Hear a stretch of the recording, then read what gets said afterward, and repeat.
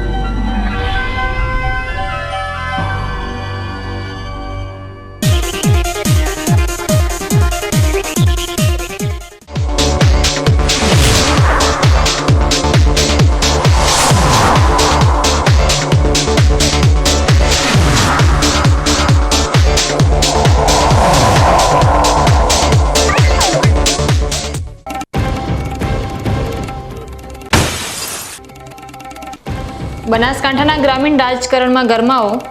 617 પંચાયતો પર ચૂંટણીની જાહેરાત। 22 જૂને થશે મતદાન અને 25 જૂન પરિણામનો દિવસ।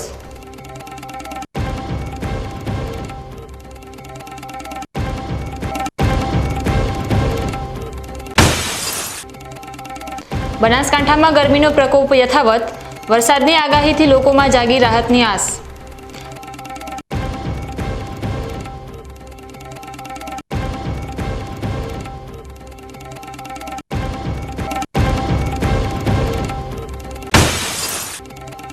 પાલનપુર માર્કેટયાર્ડમાં ઉનાળુ મગફળી અને બાજરીની આવક શરૂ। મગફળી અને બાજરીના ભાવો ઊંચા મળતા ખેડૂતોમાં ખુશી।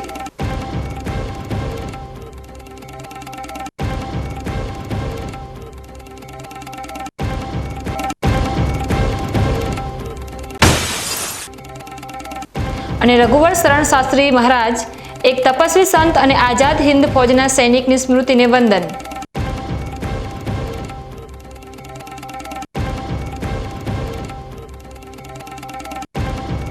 હવે જોઈએ સમાચાર વિગતવાર। મુદત પૂર્ણ થયેલ તેમજ ખાલી પડેલ બેઠકો માટે 617 ગ્રામ પંચાયતની બેલેટ પેપર પર ચૂંટણી યોજાશે। 22 જૂને મતદાન અને 25 જૂનના મતગણતરી યોજાશે। આજથી આદર્શ આચાર સંહિતાનો અમલ શરૂ થઈ ગયો છે। રાજ્ય ચૂંટણી પંચ દ્વારા ગ્રામ પંચાયતની ચૂંટણીની તારીખો જાહેર કરવામાં આવી છે। મુદત પૂર્ણ થઈ ગઈ હોય અને લાંબા સમયથી પેન્ડિંગ રહેલી ગ્રામ પંચાયતની ચૂંટણીની તારીખોનું એલાન કરાયું છે। ગ્રામ પંચાયતની ચૂંટણી માટે 22 જૂને મતદાન યોજાશે અને 25 જૂને મતગણતરી હાથ ધરાશે।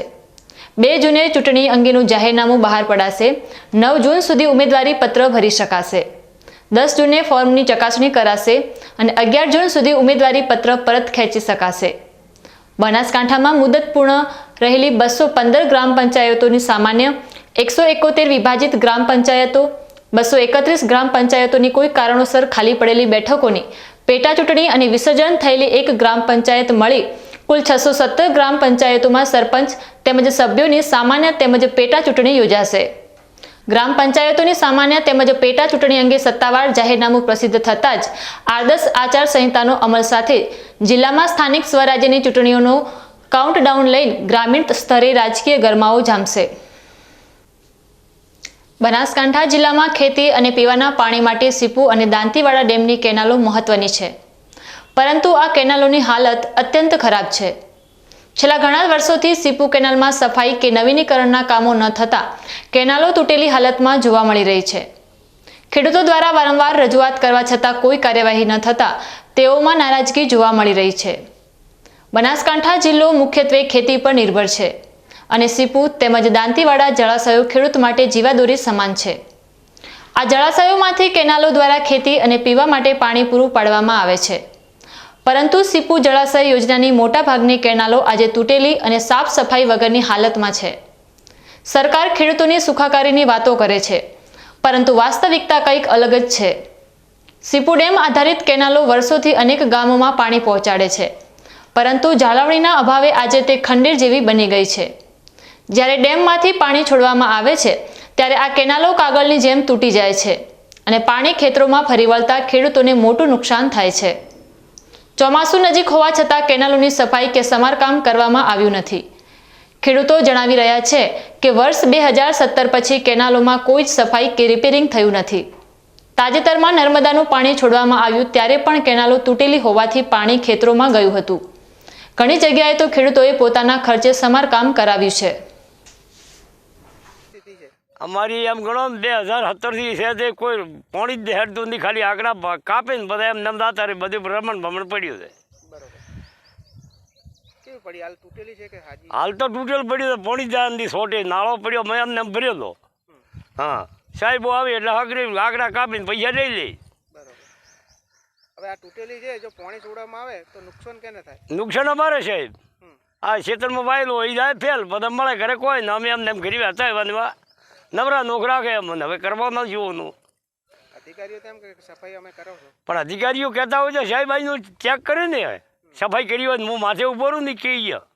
હા, એ તો કે અમારે કેનાલે કમ્પ્લીટ રિપેરિંગ છે. ત્યાં પણ રિપેરિંગ છે જ નથી, કેવી રીતે છે મને વાવડીને હોય તો કે આ રહ્યું રિપેરિંગ એમ.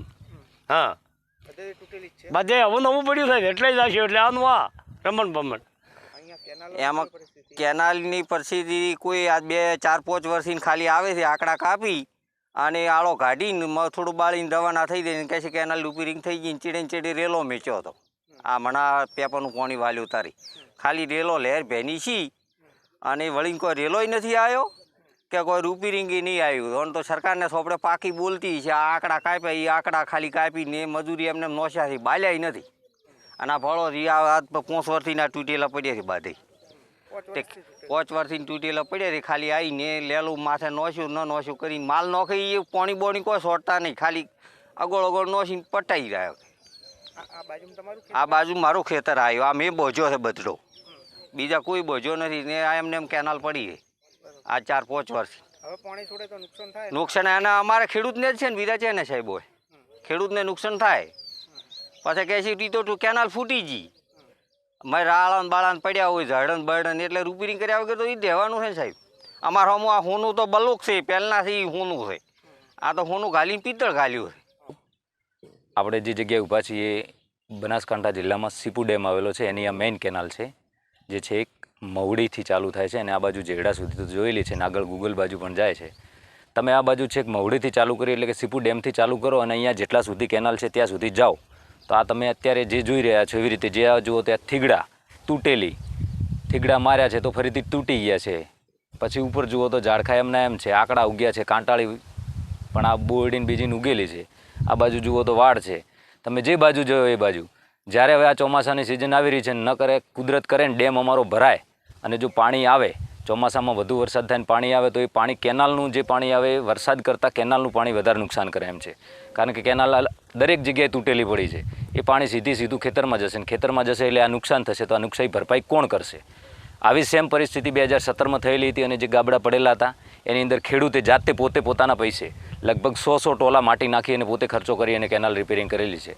સરકારને રજૂઆત કરી હતી પણ સરકારે આનો કોઈ ઉપયોગ એનું નિવારણ કર્યું નહોતું અને ખેડૂતને કોઈ સહાય આપી નથી. હાલની પરિસ્થિતિને ધ્યાને લઈએ તો આપણે આગામી સિઝન ચોમાસાની જ આવી રહી છે તો આની જવાબદારી કોણ લેશે? જો નુકસાન થશે તો સરકાર આપશે કે કેમ? જે કોન્ટ્રાક્ટરો અહીંયા આવે છે તો એ સફાઈ કરવા માટે આવે છે ને રિપેરિંગ કરવા માટે ટેન્ડર પાડવામાં આવે છે તો કોન્ટ્રાક્ટર માત્ર ને માત્ર ખાલી 2-4 મજૂરને લઈ અને કેનાલની જે ઉપરનો ભાગ છે ત્યાંથી સફાઈ કરે, જેવા કે આંકડાને કાપીને ત્યાં દાટી દેવાના, અંદરનો ભાગ એમનો એમ રહે. હવે આ જે અંદરનો ભાગ રિપેરિંગ કરવાનો છે તો ક્યારેય થતો જ નથી.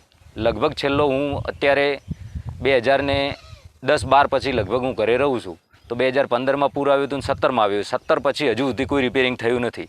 માત્ર ટેન્ડર પડે છે અને સરકારના પૈસાથી ચોપડાને જે થાય છે ચોપડે ડાયરેક્ટ થઈ જાય છે. અહીંયા કોઈ રિપેરિંગ કરવા માટે આવતું નથી. તમે આ બાજુ છેક જાવલથી લઈ અને આ બાજુ છેક જેડા સુધી જાઓ, અધિકારીઓને આવવું હોય તો પણ જોઈ શકે છે. કેનાલના ખાડા પડ્યા છે, આંકડા કાપીને મેં નોસીને ભરાતા રહે, પછી આગળ એને પોણી આવે તો એ ફૂટે મેં ચાલાને બીજાને ભરાઈ નાખું, ભરાઈ તો બીજું હોય એ બાજુ બળી જાય છે. પછી કોઈ બાજી વાવ તો એ બળી જાય, મેં પોણી આવે મેં પોણી પછી ફોડી ફૂટે એને પર પોણી હેઠું રહે છે. પછી આગળ બોલ્ડન બીજાને કાપીને પછી મેં નોસીને એ પછી ખીરું પોણી આવે તો બાજુ હમું કરે ને પછી પાવા વળગે. હા, જાતે કરે એમ? ખીરું જાતે જ કરે છે. હા, અધિકારીઓ આવે છે? હા આવે, એ પાણી દાતા ફોટાને બીજાને પાડી કોઈ કરતા હે ન. સફાઈ કરેલી છે? સફાઈ તો આંકડા કાપી મેં નોખે. હા, આવીને આવી તૂટેલી કેનાલ એવી છે ઝેંડેથી મોડી જેવી રીતે રાવળ ઉદ્યોગ કેનાલ એમ ને એમ તૂટી પડી હતી. કેટલા વર્ષથી છે આવી? આ 15-20 વર્ષથી રિપેરિંગ જ નથી. કોઈ નથી. ઠીકરો મારે ઠીકરો તૂટી ગયા છે. શું માંગ શું છે સરકાર પાસે? કે આ બધું રિપેરિંગ કરી આ રીપેરિંગ કરીને આ બાજુ ઠીકરો મારીને ભરેલા હતા એ કદાચ મારે બરો ખેલતા હતા. તમે બીકે ન્યૂઝ ચેનલના માધ્યમથી સીપુ જળાશય યોજનાની આ જર્જરિત કેનાલોના દ્રશ્યો જોઈ રહ્યા છો. દર વર્ષે કોન્ટ્રાક્ટરોની સફાઈ અને રિનોવેશનના ટેન્ડર ભરે છે, પરંતુ 2017 પછી કોઈ કામ થયું નથી. કેનાલોમાં મોટા મોટા બાવળ અને બોરડીના ઝાડ ઉગી ગયા છે. તે કાગળની જેમ તૂટેલી જોવા મળે છે. આગામી ઉનાળામાં જો ડેમના પાણીની આવક વધે અને કેનાલોમાં છોડવામાં આવે તો તૂટેલી કેનાલોના કારણે ખેડૂતોને ભારે નુકસાન થવાની સંભાવના છે. ખેડૂતો માંગ કરી રહ્યા છે કે આવા કોન્ટ્રાક્ટરો સામે કડક કાર્યવાહી કરવામાં આવે અને ચોમાસા પહેલા તમામ કેનાલોની સફાઈ અને સમારકામ કરવામાં આવે. કેનાલોની શું પરિસ્થિતિ? કેનાલ એમ પરિસ્થિતિ એવી છે, જો કુદરત કરે ને ડેમ ભરાય તો કોઈ ખેડૂતના ખેતરમાં પાણી જાય એમ નથી. હા, બધું તૂટેલું પડ્યું છે. હા, અને મેં ઝાડ ઉજેલો છે, ઠોન તૂટેલી પડી છે, રેતી ભરાયેલી પડી છે. કોઈ કેનાલમાંથી પાણી ખેડૂતને ખેતરે જો માલિક કરે ને ડેમ ભરે તો કોઈ ખેતરમાં પાણી જાય એવી હાલત નથી. તો આ તાત્કાલિક મહેરબાની કરી અને આ સફાઈ કરવા વિનંતી. કોન્ટ્રાક્ટર તો એવું કહે કે અમે સફાઈ કરો અને કે એક જગ્યાએથી તૂટેલી નહીં કેનાલ. પણ આ તો આઈને તપાસ કરો, તૂટેલી ન હોય તો આઈને તપાસ કરો. કોન્ટ્રાક્ટનું માનતા હોય તો તમે જાતે આઈને ભાળો, અને તૂટેલી હોય તો માનતું ન કે કોન્ટ્રાક્ટ કઈ સાચું. હા, હાલ પાણી છોડે અને આ તૂટેલી છે તો નુકસાન તો કેટલું થાય? નુકસાન થાય એટલે કોઈ ખેતરમાં પાક છેલ્લો વરહાળું વાવેતર કર્યું હોય અને આ ખેતરમાં તો આ વરહાળું વાવેતર બાપડાનું ખેડૂતનું બગડી જાય, આખું ના થાય. હા, એ પરિસ્થિતિ છે. આવું કામ કરેલું છે તો કોન્ટ્રાક્ટરને શું કાર્યવાહી કરવી જોઈએ? કોન્ટ્રાક્ટને કાર્યવાહી કરવી પડે, આઈને તાત્કાલિક રિપેરિંગ કરવું પડે. હવે હાલ ઘડી જો વરસાદ થાય તો અંદર પાણી આવે એમ નથી. કેનાલમાં ઝાડ બોરડી બાવળ બધું ઊભું છે, અમુક જગ્યાએ તૂટેલી છે. તો એને હાલ ઘડી તાત્કાલિક રિપેર થાય તો ચોમાસું પાણી અંદર જાય. અને હાલ પરિસ્થિતિ એકદમ ખરાબ પરિસ્થિતિ છે. હાલ પાણી હેડે એવી પરિસ્થિતિ છે જ નહીં. તો પાણી છોડે તો શું પરિસ્થિતિ થાય? પાણી છોડે તો નહેરની બહાર નીકળે, પાણી અંદર ના જાય, ખેડૂતના ખેતર સુધી ન જાય. એટલે આને તાત્કાલિક ધોરણે રિપેર કરાવવી પડે તો જ આગળ પાણી વધે. એના સિવાય પાણી વધે નહીં. અને ગમે તે ભોગે અને પાણી હોય ને રિપેરિંગ કરવું જ પડે એમ. બધે તૂટેલું? બધે તૂટેલું છે, અંદર ઝાડ ઉગેલા છે, અંદર કચરો ભરેલો પડ્યો છે. હાલ પરિસ્થિતિ ખરાબ છે એમ. જો કેનાલાની વાત કરો તો મીડિયાના માધ્યમથી કહેવા માગું છું કે જો સીપુ ડેમની અંદર જે પાયાથી કામ લીધેલું છે આ સુધી બધે એની એટલી જાડી અંદર પડી છે, પાણીની તો બિલકુલ જવાની જગ્યા જ નથી. તો તાત્કાલિક ધોરણે આ સરકાર રિપેરિંગ કરે ને જો મારો ભગવાન કરે ને ચોમાસું ભરાઈ જાય વરસાદ ડેમ, તો પહેલી કેનાલાની જરૂર છે. ડેમ ભરાય કોઈ ફાયદો થાય નહીં, પણ કેનાલામાં ચોખ્ખી હોય અને ક્લિયર હોય અને રિપેરિંગ કરેલી હોય. મેં આટલો બાવળ પડ્યો છે, એટલી બોરડી પડી છે, એટલો સગતરો પડ્યો છે. તો તાત્કાલિક ધોરણે સરકારની મારી વિનંતી છે કે આટલી રિપેરિંગ કરે તો ખેડૂતોને શિયાળે પણ ફાયદો મળે. એવું બધે આખું ઠેઠ સીપુ ડેમથી મોડી અને ટેટોડા સુધીની બધી તૂટેલી જ પડી રહી. અને એટલો ભયંકર મય અંદર કચરો છે. કોન્ટ્રાક્ટર તો એવું કહે કે અમે સફાઈ કરેલી છે, પણ બિલકુલ એની તમે મીડિયા દ્વારા તમે ચેક કરી લો જો ખેડૂત ખોટું બોલતો હોય તો. પણ અમારી લાગણી એવી છે કે અમારા ત્યાં 25 બોમ્બ છે ને તો આ રિપેરિંગ કરેલી હોય ને સફાઈ કરેલી હોય તો પાણી વળફે ન અને ખેડૂતના ખેતર સુધી પહોંચી શકે એવી અમારી માગ છે. દર્શક મિત્રો, સમય છે એક વિરામનો અને વિરામ બાદ જોઈશું.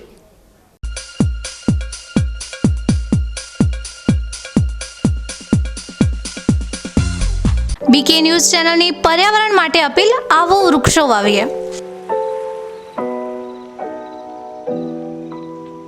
મિત્રો, ઉનાળાની આ કાળઝાળ ગરમીમાં આપણે સૌ ત્રાહિમામ પોખરી ઉઠ્યા છીએ. ગરમીથી રાહત મેળવવા આપણે અનેક ઉપાયો કરી રહ્યા છીએ, પરંતુ કુદરત પાસે તેનો સૌથી સરળ અને અસરકારક ઉપાય છે વૃક્ષો.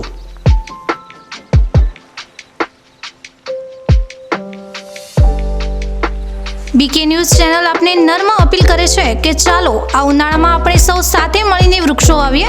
વૃક્ષો માત્ર આપણને શીતળ છાયો જ નથી આપતા, પરંતુ તે પર્યાવરણને સ્વચ્છ રાખવામાં, વરસાદ લાવવામાં અને પૃથ્વીને હરિયાળી બનાવવામાં પણ મદદરૂપ થાય છે.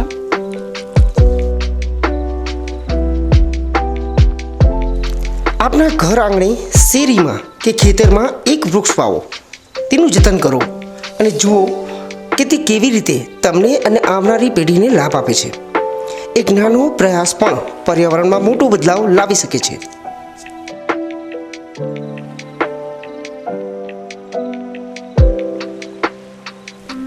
આવો બીકે ન્યૂઝ ચેનલ સાથે જોડાઈએ અને વૃક્ષો વાવીને આપણા ભવિષ્યને સુરક્ષિત કરીએ. પર્યાવરણ બચાવો, જીવન બચાવો.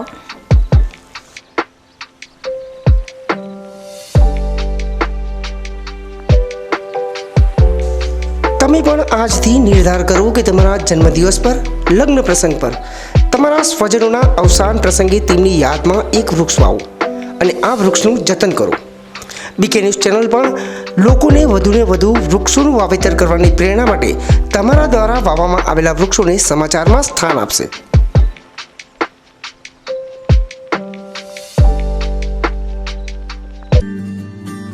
ચંદ્રાચાર્ય ઉત્તર Gujarat university MSc, CA and IT, MCA એમાં કારકિર્દી ઘડવા માંગતા વિદ્યાર્થીઓને ઉચ્ચ શિક્ષણ આપવા છેલ્લા 20 વર્ષથી કાર્યરત રહેતું ઉત્તર ગુજરાતનું એકમાત્ર campus. Welcome to the department of computer science. Well-equipped infrastructure, qualified faculties, well-resourced library, updated computer. Tremendous opportunities under Digital India. I see innovation. I feel experience.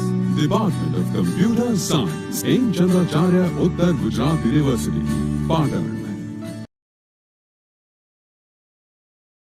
શું આપ અણગમતા વાળની સારવાર કરાવવા માંગો છો? શું આપ ખીલ કે ખીલના દાગમાંથી છુટકારો મેળવવા માંગો છો? શું આપ ચહેરા પરની કરચલીઓ દૂર કરાવવા માંગો છો? શું આપ ટાંકા વગરના મસા કે કપાસી નીકાળવા માંગો છો? શું આપ ટેટુ રિમૂવ કરાવવા માંગો છો? શું આપ દાદર, ખરજુ કે ગુમડાથી પરેશાન છો? શું આપ હાથ પગના વાડિયાથી મુક્તિ મેળવવા માંગો છો? શું આપ જાતીય ગુપ્ત રોગ કે નખના રોગથી હેરાન છો? આ સિવાય ચામડીને લગતા કોઈ પણ પ્રશ્નના નિરાકરણ માટે તેમજ લેટેસ્ટ ટેકનોલોજીથી derma roller, chemical peeling, face rejuvenation, derma pen, skin tightening, vampire face lift જેવી કોસ્મેટિક ટ્રીટમેન્ટ માટે એકવાર અવશ્ય કોન્ટેક્ટ કરો. ઉત્તર ગુજરાતની એકમાત્ર fully latest skin and cosmetic clinic doctor Anita skin and cosmetic clinic, Gayatri Mandir સામે, ડોક્ટર રમેશભાઈ વારડેની ગલીમાં, ડીસા. એપોઇન્ટમેન્ટ માટે સંપર્ક કરો 99 250 91 438, 99 250 91 439.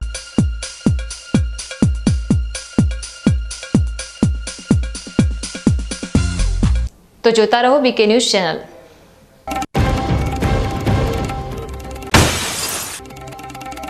બનાસકાંઠામાં ગરમીનો પ્રકોપ યથાવત, વરસાદની આગાહીથી લોકોમાં જાગી રાહતની આસ.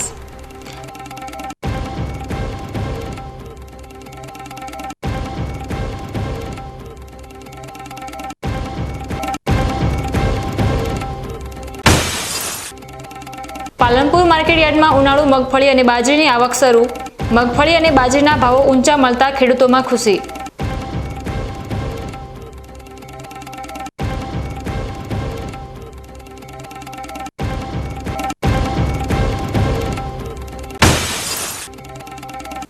અને રઘુવર શરણ શાસ્ત્રી મહારાજ, એક તપસ્વી સંત અને આઝાદ હિન્દ ફૌજના સૈનિકની સ્મૃતિને વંદન.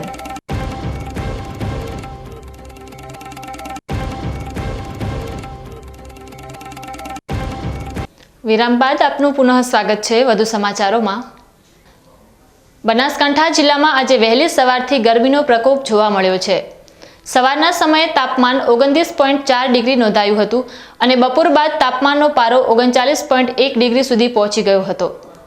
આજે રાત્રિના તાપમાનમાં 2 ડિગ્રીનો ઘટાડો નોંધાયો હતો, જ્યારે દિવસના તાપમાનમાં 1.7 ડિગ્રીનો ઘટાડો નોંધાયો છે. હવામાન વિભાગના જણાવ્યા અનુસાર તાપમાનમાં નોંધાયેલા આ ઘટાડો હવામાં ભેજના વધેલા પ્રમાણની સાથે પવનની ગતિ વધતા નોંધાયો હતો. હવામાન વિભાગે આગામી 2 દિવસ માટે વરસાદની આગાહી કરી છે. 28 મેના રોજ જિલ્લાના કેટલાક વિસ્તારોમાં ગાજવીજ સાથે હળવાથી મધ્યમ વરસાદ પડી શકે છે. 29 મેના દિવસે પણ છૂટાછવાયા વિસ્તારોમાં ગાજવીજ સાથે હળવાથી મધ્યમ વરસાદની શક્યતા છે. આજે વહેલી સવારથી જિલ્લામાં વાદળછાયું વાતાવરણ છે. આકાશમાં વાદળો છવાયેલા હોવાથી વરસાદની શક્યતા છે.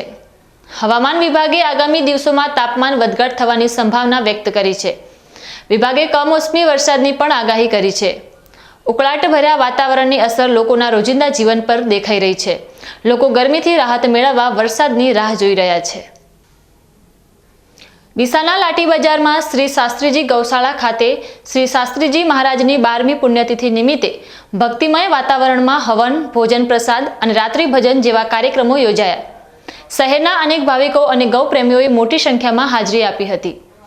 શાસ્ત્રીજી મહારાજ દ્વારા સ્થાપિત ગૌશાળામાં તેઓ 400થી વધુ ગાયોની સેવા કરતા હતા અને આ જ સ્થળે તેમણે અંતિમ શ્વાસ લીધો હતો.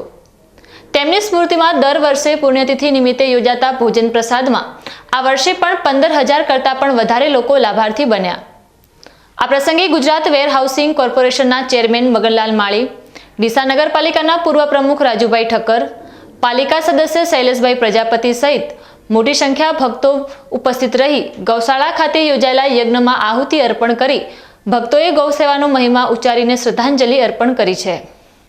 આગામી ખરીફ ઋતુમાં મગફળીના પાકમાં સફેદ ધેણ અને મૂંડાના ઉપદ્રવને નિયંત્રિત કરવા માટે ખેડૂતોએ વાવણી પહેલા અને વાવણી સમયે ચોક્કસ પગલાં લેવા કૃષિ વિભાગ દ્વારા ભલામણ કરવામાં આવી છે. જિલ્લા ખેતીવાડી અધિકારી બનાસકાંઠા દ્વારા જાહેર કરવામાં આવેલી અખબારી યાદી અનુસાર ખેડૂતોએ ઉનાળામાં ઊંડી ખેડ કરવી જોઈએ, જેથી જમીનમાં રહેલા કોસેટા અને પુખ્ત કીટકોનો નાશ થઈ શકે. સાંજના સમયે ખેતરના સેઢા પાળા પરના ઝાડ હલાવીને ઢાલિયાને કેરોસીનવાળા વાસણમાં એકઠા કરી નાશ કરવા. રાત્રિ દરમિયાન પ્રકાશ પિંજર ગોઠવીને ઢાલિયા કીટકોને આકર્પીને તેનો નાશ કરવો પણ અસરકારક ઉપાય છે. મૂંડાના અસરકારક નિયંત્રણ માટે વાવણી પહેલા એરંડીના ખોળ સાથે બ્યુવેરિયા બાસિયાના અથવા મેટારિઝિયમ એનિસોપ્લી પાવડર જમીનમાં આપવાની સલાહ આપવામાં આવી છે. પ્રાકૃતિક ખેતી કરતા ખેડૂતોને બીજામૃતનો પટ આપીને બીજને છાંયડામાં સૂકવીને વાવેતર કરવા જણાવ્યું છે. વાવેતર સમયે છાણિયું ખાતર અને ધન જીવામૃત ભેળવીને જમીનમાં નાખવું તથા પાક અવશેષોનું મલ્ચિંગ કરવું પણ ફાયદાકારક છે. મગફળી સાથે કપાસ, તુવેર, તલ, સૂર્યમુખી જેવા આંતરપાક લેવાની પણ ભલામણ કરવામાં આવી છે. મૂંડાના નિયંત્રણ માટે વાવેતર પહેલા ચાસમાં દિવેલીનો ખોળ આપવો અને વાવણી વખતે ચાસમાં ક્લોરફાયરિફોસ દવા આપવી પણ ઉપયોગી છે. વધુમાં સફેદ ધેણ અને મૂંડાના નિયંત્રણ માટે બીજને ક્લોરફાયરિફોસ, ફિપ્રોનિલ પ્લસ ઇમાડાક્લોપ્રિડ અથવા ક્લિથિયાનિડીનનો પણ પટ આપવાની સલાહ આપવામાં આવી છે. દવાના ઉપયોગ અંગે લેબલ પરની સૂચનાઓનું પાલન કરવું આવશ્યક છે. આ અંગે વધુ માહિતી માટે ખેડૂતો પોતાના વિસ્તારના ગ્રામ સેવક, વિસ્તરણ અધિકારી, ખેતી અધિકારી અથવા જિલ્લા ખેતીવાડી અધિકારીનો સંપર્ક કરી શકે છે. બનાસકાંઠા જિલ્લામાં ચાલુ વર્ષે મોટા પ્રમાણમાં ઉનાળુ બાજરી અને મગફળીનું વાવેતર થયું હોય પાલનપુર માર્કેટયાર્ડ ખાતે ઉનાળુ પાક ઉત્પાદનના નવા પાકોની ઊંચા ભાવે વેચાણના શ્રી ગણેશ કરવામાં આવ્યા છે, જેમાં ખુલ્લી હરાજીમાં ખેડૂતોને મગફળી તેમજ બાજરીના ઊંચા ભાવો મળતા હોય આનંદની લાગણી છવાઈ છે.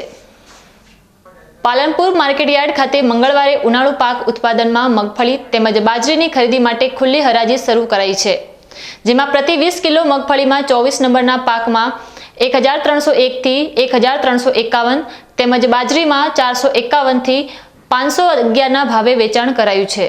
જોકે ઉનાળુ પાકમાં ખેડૂતોને ખુલ્લી હરાજી દ્વારા સારા ભાગ તેમજ સાચા તોલ દ્વારા રોકડ નાણાં મળતા ખેડૂતોમાં ખુશાલી છવાઈ ગઈ છે. પાલનપુર માર્કેટયાર્ડમાં ગત વર્ષે ઉનાળુ પાકમાં 7,41,860 બોરી મગફળીની આવક થઈ હતી, જેમાં ચાલુ વર્ષે વધારો થવાની શક્યતા વ્યક્ત કરવામાં આવી રહી છે. જોકે મગફળીના પાકમાં સારા ભાવ મળતા હોય મોટી સંખ્યામાં ખેડૂતો મગફળીના પાકનું વેચાણ કરવા પાલનપુર માર્કેટયાર્ડમાં આવી રહ્યા છે. દર્શક મિત્રો, સમય છે ફરી એક વિરામનો અને વિરામ બાદ જોઈશું.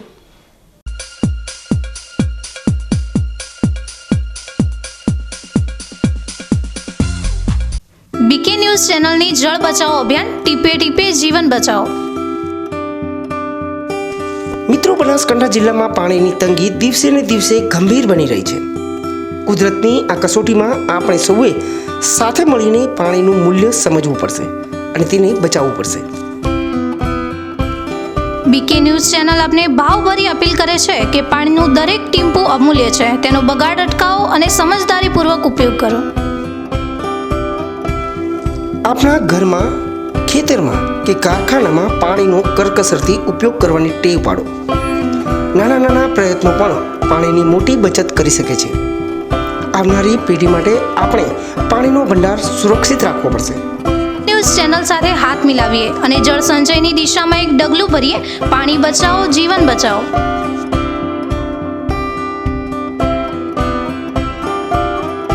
તમને ખબર છે તમારી દીકરી દીકરા માટે તમે સુપર ફાધર કે સુપર મધર છો. તમારું બાળક તમારી આંખોથી જ સમગ્ર વિશ્વને જોતું હોય છે. પરંતુ જો તમને હૃદયરોગનો હુમલો આવે તો ત્યારે તમારા બાળક ઉપર શું વીતશે?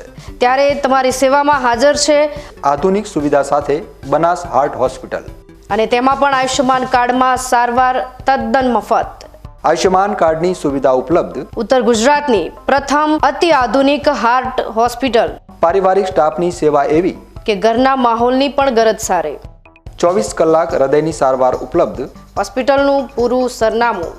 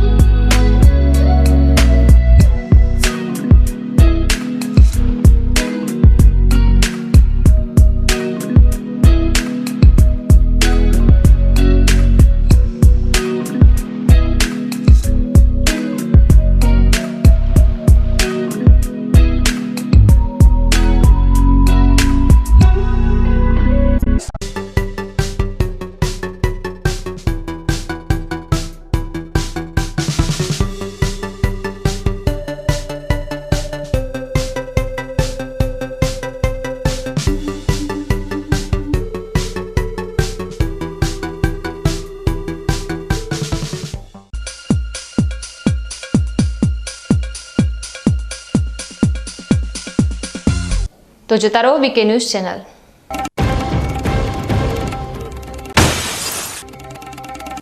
અને રઘુવર શરણ શાસ્ત્રી મહારાજ, એક તપસ્વી સંત અને આઝાદ હિન્દ ફૌજના સૈનિકની સ્મૃતિને વંદન.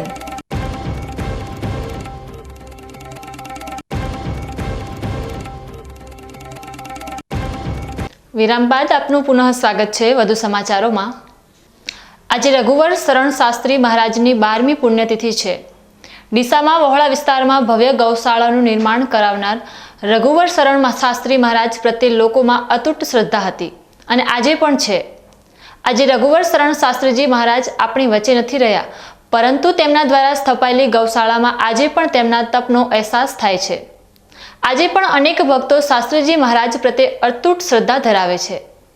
આજની નવી પેઢી કદાચ આ મહાન વિભૂતિથી પરિચિત નહીં હોય, પરંતુ આ મહાન વ્યક્તિ સાથે આટલા મીડિયા હાઉસ વચ્ચે માત્ર ને માત્ર એક વીકે ન્યૂઝ ચેનલે જ સાક્ષાત્કાર કર્યો છે. અને શાસ્ત્રીજીએ પણ માત્ર ને માત્ર વીકે ન્યૂઝ ચેનલને જ પોતાનો ઇન્ટરવ્યૂ આપેલો છે. દર્શકો, આજે આ ચમત્કારિક સંત આપણી વચ્ચે રહ્યા નથી, પરંતુ તેમની યાદો આજે પણ જીવંત છે. આ ઉપરાંત આ શાસ્ત્રીજી મહારાજે સુભાષચંદ્ર બોઝ દ્વારા તૈયાર કરવામાં આવેલી આઝાદ હિન્દ ફૌજમાં પણ સેવા આપી ચૂક્યા છે. ત્યારે આજે બીકે ન્યૂઝ ચેનલ પોતાના દર્શકોને 12 વર્ષ પાછળ ભૂતકાળની યાત્રા કરાવવા લઈ જશે અને શાસ્ત્રીજી મહારાજના સમગ્ર જીવન વિશે માહિતી આપશે. તો જુઓ અમારો આ વિશેષ અહેવાલ. આપણામાંથી ઘણા બધા લોકોએ સાંભળ્યું હશે આઝાદ હિન્દ ફૌજનું નામ. આ એ જ ફૌજ હતી કે જેની સ્થાપના સુભાષચંદ્ર બોઝે કરી હતી. સુભાષચંદ્ર બોઝ દ્વારા આઝાદ હિન્દ ફૌજની સ્થાપના ભારતને ગોરા શાસકોમાંથી મુક્ત કરાવવા માટે કરવામાં આવી હતી. ત્યારે આ ફૌજમાં ડીસાના રઘુવર શરણ શાસ્ત્રી મહારાજ પણ જોડાઈ ચૂક્યા છે અને તેમને પણ દેશ સેવા આપી હતી. રઘુવર શરણ શાસ્ત્રી મહારાજ આજે આપણી વચ્ચે રહ્યા નથી અને આજે તેમની 12મી વાર્ષિક પુણ્યતિથિ છે. આજની પેઢી કદાચ તેમનાથી ઓછી પરિચિત હશે, પરંતુ આજે બીકે ન્યૂઝ ચેનલ એકવાર ફરી 12 વર્ષ પહેલાં તેમના પર તૈયાર કરવામાં આવેલા વિશેષ અહેવાલના દર્શન કરાવશે. આજે છે 23મી જાન્યુઆરી એટલે કે સુભાષચંદ્ર બોઝની જન્મજયંતિ. ત્યારે આ સુભાષચંદ્ર બોઝની જન્મજયંતિ પ્રસંગે જ બીકે ન્યૂઝની ટીમ એવી વ્યક્તિ પાસે પહોંચી છે કે જેને સુભાષચંદ્ર બોઝ સાથે રહ્યા હોવાનો દાવો કર્યો છે. આ વ્યક્તિ બીજી કોઈ નથી પરંતુ ડીસા શહેરના વશિષ્ઠ આશ્રમ ગૌશાળામાં આવેલા રઘુ શરણ શાસ્ત્રી મહારાજ પોતે જ છે. તેમનું માનવું છે કે તેમણે 6 વર્ષ સુધી સુભાષચંદ્ર બોઝની સાથે કામ કરી અને દેશને આઝાદી અપાવવાની લડાઈમાં મહત્ત્વની ભૂમિકા ભજવી છે. ત્યારે આજે બીકે ન્યૂઝની ટીમ તેમની એક સ્પષ્ટ મુલાકાત માટે પહોંચી છે. તો આવો આપણે મળીએ અને સુભાષજી વિશે તેમના મંતવ્યો જાણવાનો પ્રયાસ કરીએ. ડીસા શહેરની મધ્યમાં આવેલી આ ગૌશાળાનું નામ છે વશિષ્ઠ આશ્રમ ગૌશાળા. આ ગૌશાળાનું સંચાલન વર્ષોથી ગૌભક્ત રઘુવર શાસ્ત્રી કરી રહ્યા છે. તમે જોઈ રહ્યા છો તે વ્યક્તિનું નામ રઘુવરણ શાસ્ત્રી છે અને તેમની ઉંમર અંદાજિત 96 વર્ષ છે. આ વૃદ્ધનો દાવો છે કે તેમણે આઝાદ હિન્દ ફૌજના પ્રણેતા સુભાષબાબુ સાથે કામ કર્યું છે. આ વૃદ્ધના જણાવ્યા મુજબ તેમનો જન્મ બિહારના તે સમયના પેગુ જિલ્લાના હનુમાનગઢમાં થયો હતો અને 1934માં ભારતમાં આવેલા ભયાનક ભૂકંપ બાદ 1940માં તેઓ ઘર છોડીને ચાલ્યા ગયા હતા. ઘર છોડીને ચાલ્યા ગયા બાદ ગંગા નદીના કિનારે આવેલા ચાંદપુર ગામની તેમની મુલાકાત સુભાષબાબુ સાથે થઈ હતી. તે સમયે સુભાષબાબુ આઝાદ હિન્દ ફૌજની રચના કરી રહ્યા હતા. સુભાષબાબુથી પ્રભાવિત થયેલા રઘુવર શરણ શાસ્ત્રીએ તે સમયે પ્રથમ વખત પ્રત્યક્ષ રીતે સુભાષબાબુને મળી આઝાદ હિન્દ ફૌજમાં જોડાવાની ઈચ્છા વ્યક્ત કરી ક્ષોભ સાથે જણાવ્યું હતું કે પોતે અભણ છે, પરંતુ સુભાષજીએ તેમને લશ્કરમાં જોડાવાની અદમ્ય ઈચ્છાને લઈ તેમને સિંગાપુર આઝાદ હિન્દ ફૌજમાં રવાના કરી દીધા હતા. અત્યારે આ વૃદ્ધ એકદમ નાજુક પરિસ્થિતિમાં છે, પરંતુ હજુ પણ તેમના માનસ પટલ પરથી સુભાષજીની છબી ભૂંસાઈ નથી.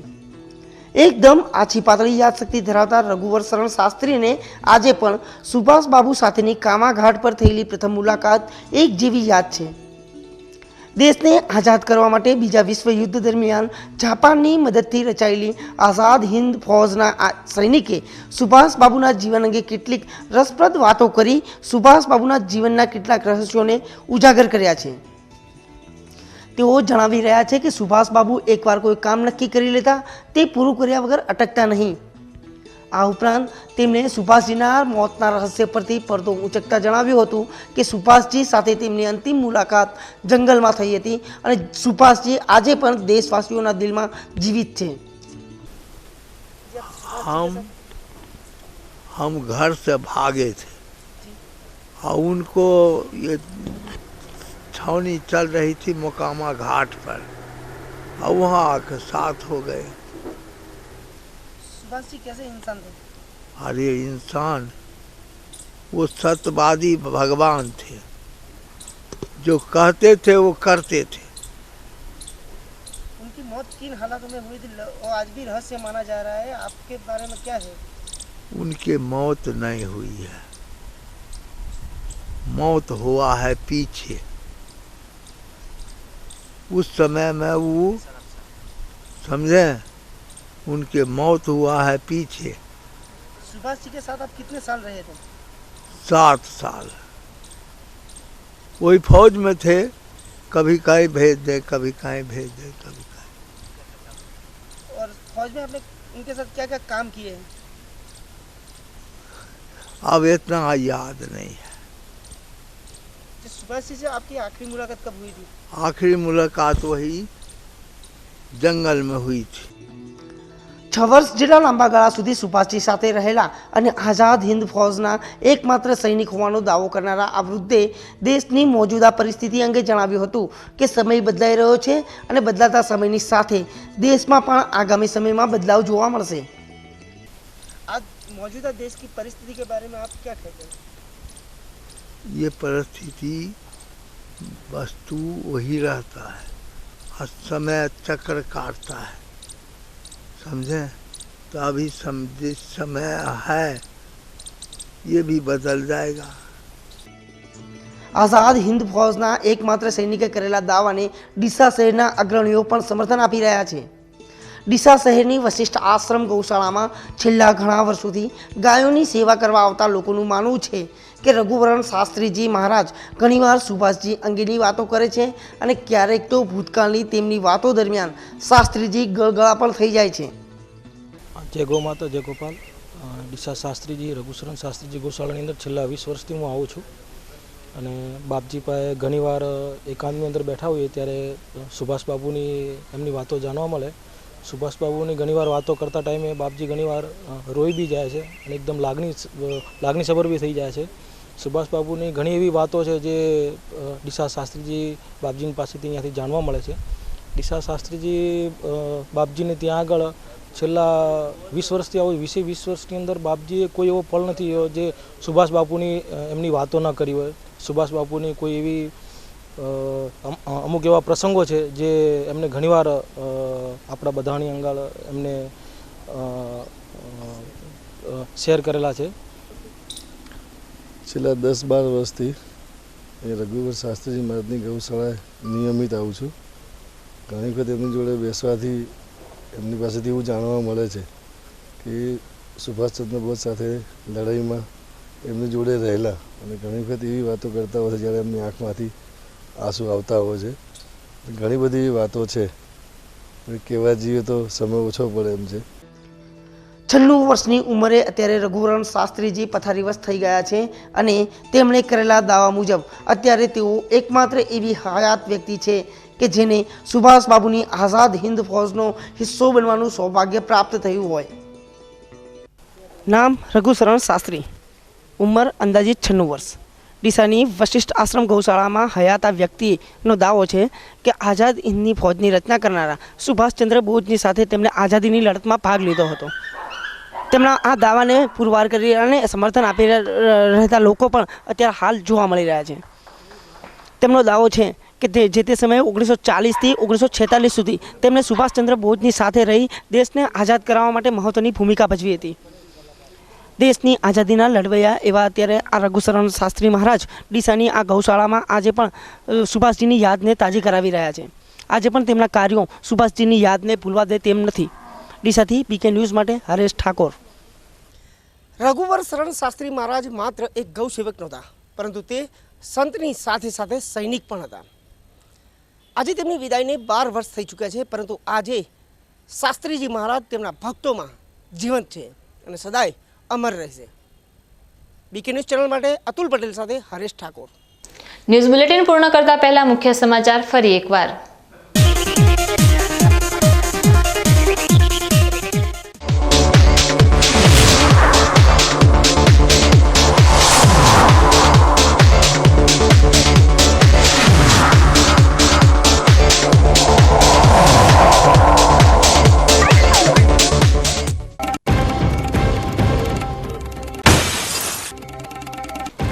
બનાસકાંઠાના ગ્રામીણ રાજકારણમાં ગરમાવો. 617 પંચાયતો પર ચૂંટણીની જાહેરાત. 22 જૂને થશે મતદાન અને 25 જૂન પરિણામનો દિવસ.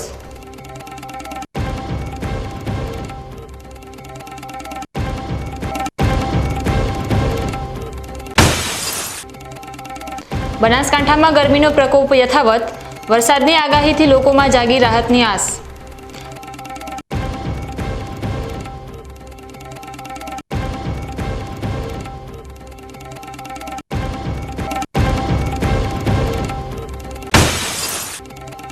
પાલનપુર માર્કેટયાર્ડમાં ઉનાળુ મગફળી અને બાજરીની આવક શરૂ.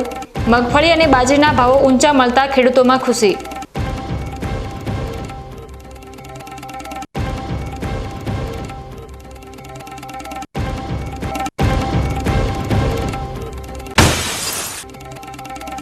અને રઘુવર શરણ શાસ્ત્રી મહારાજ, એક તપસ્વી સંત અને આઝાદ હિન્દ ફૌજના સૈનિકની સ્મૃતિને વંદન.